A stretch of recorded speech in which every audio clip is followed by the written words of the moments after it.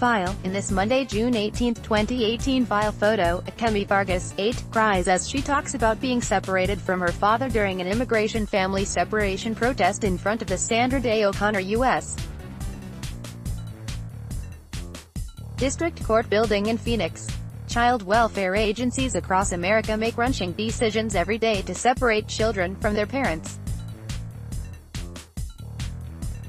But those agencies have ways of minimizing the trauma that aren't being employed by the Trump administration at the Mexican border. AP photo, Ross D. Franklin. File, by Garon Spurk and Martha Mendoza. The Associated Press. Trump administration officials have been sending babies and other young children forcibly separated from their parents at the U.S.-Mexico border to at least 3 tender-age shelters in South Texas, the Associated Press has learned. Lawyers and medical providers who have visited the Rio Grande Valley shelters described playrooms of crying preschool-age children in crisis. The government also plans to open a 4th shelter to house hundreds of young migrant children in Houston, where city leaders denounced the move Tuesday. Start your day with the news you need from the Bay Area and beyond. Sign up for our Morning Report weekday newsletter. Since the White House announced its zero-tolerance policy in early May, more than 2,300 children have been taken from their parents at the U.S.-Mexico border, resulting in a new influx of young children requiring government care.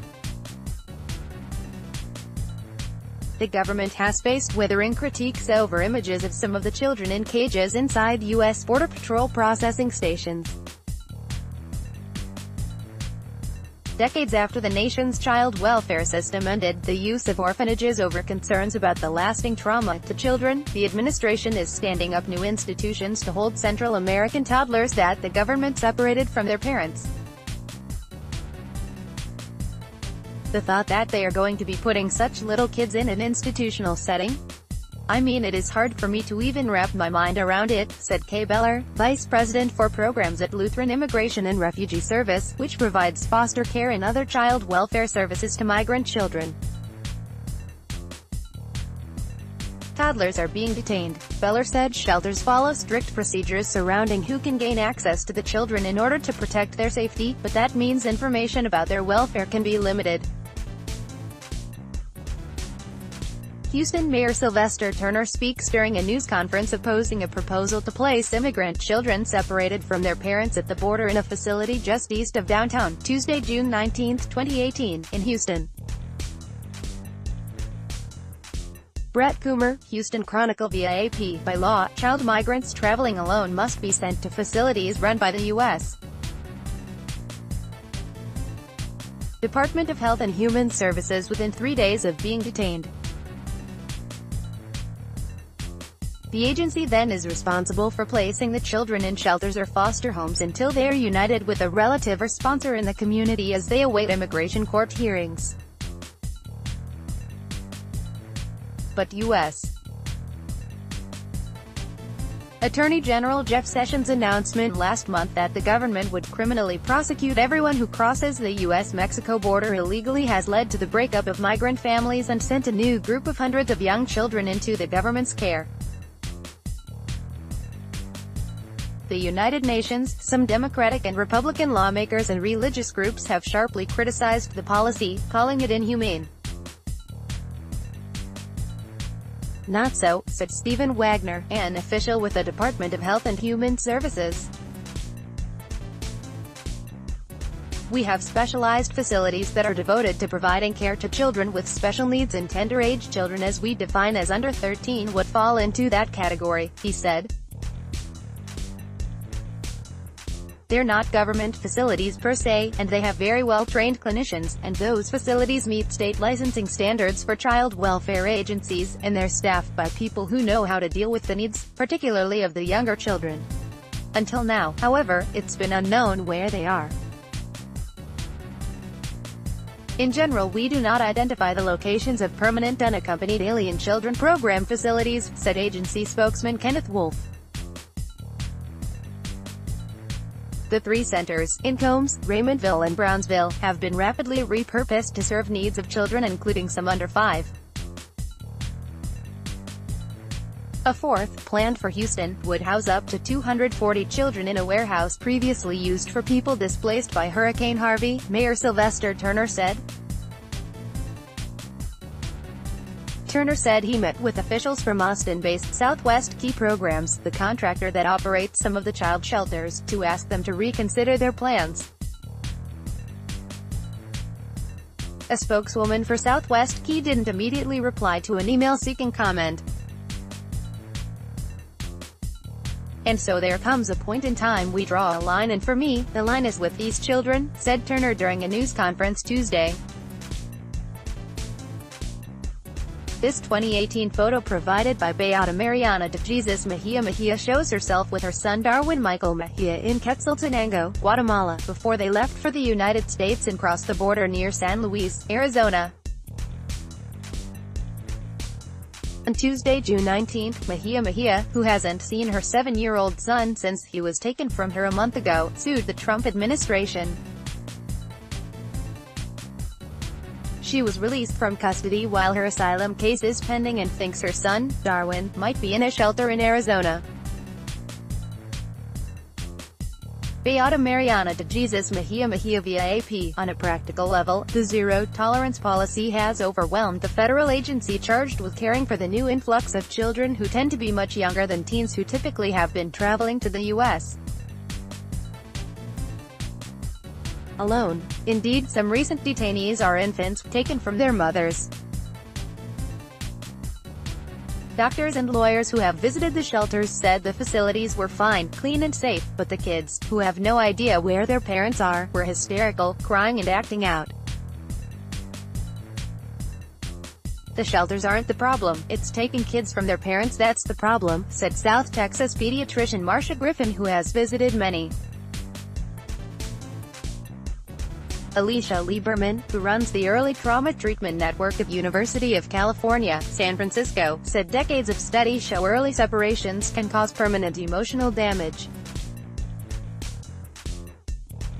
Children are biologically programmed to grow best in the care of a parent figure.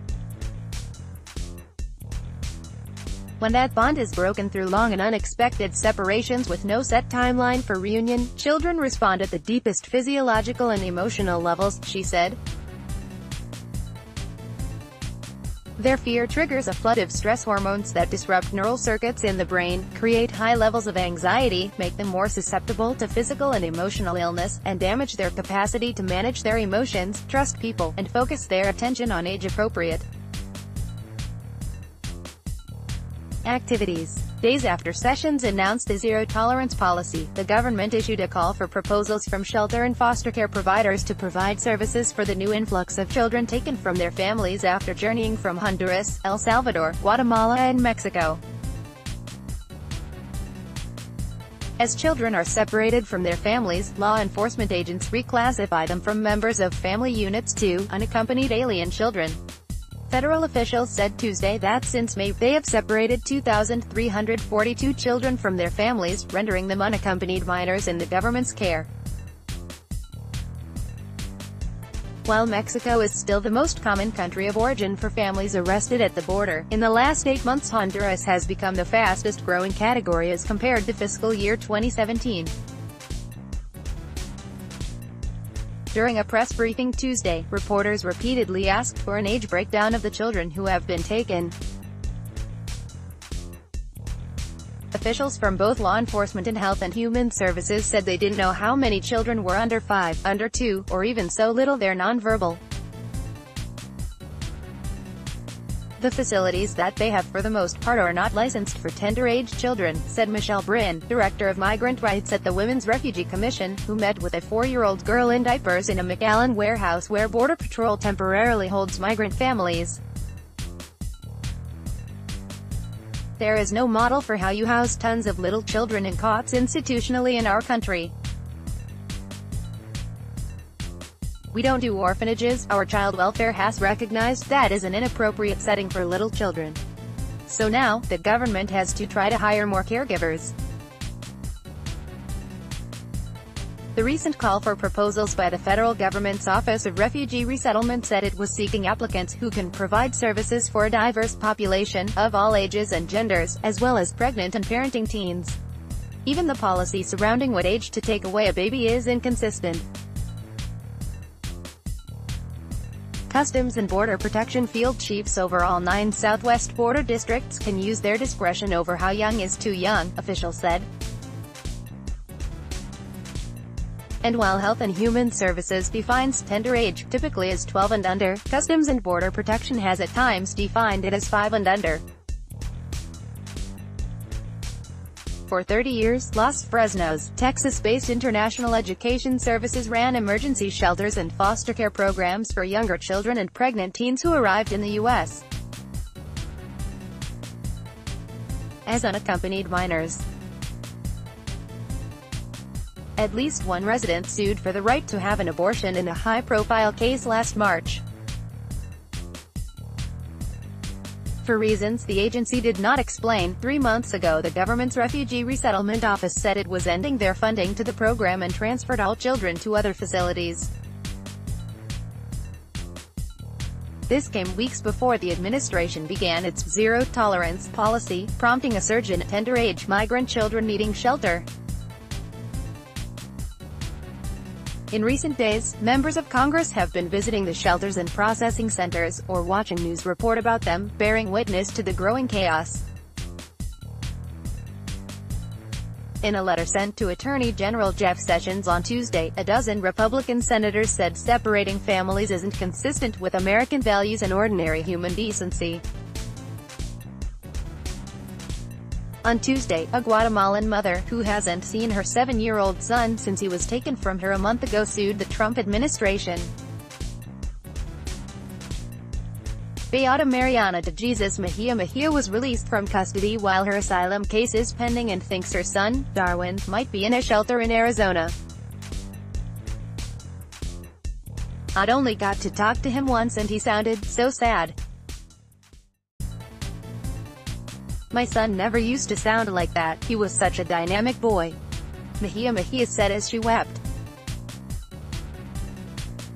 "I call and no one will tell me where he is, _____." Colleen Long contributed from New York. Sponsored content: How Amazon has changed the way we shop. By the retailing behemoth Amazon continues to dominate the world of online retail, and in doing so, it's transformed the way we shop and buy. But you might also like 1 o'clock. Toshiba is shaping a better world through technology. Toshiba APAC, a printer that is easy to connect to and print from. Hardware Zone. Get a complimentary Advanced Genifique trial kit and Lancome Discovery, the golden era of marketing campaign Asia. Feeling the strain caused by Blue Light? Here's how to. Brands on Yahoo. This is the Trump administration's reasoning for Business Insider. FBI, man kills wife on Alaska cruise ship because she.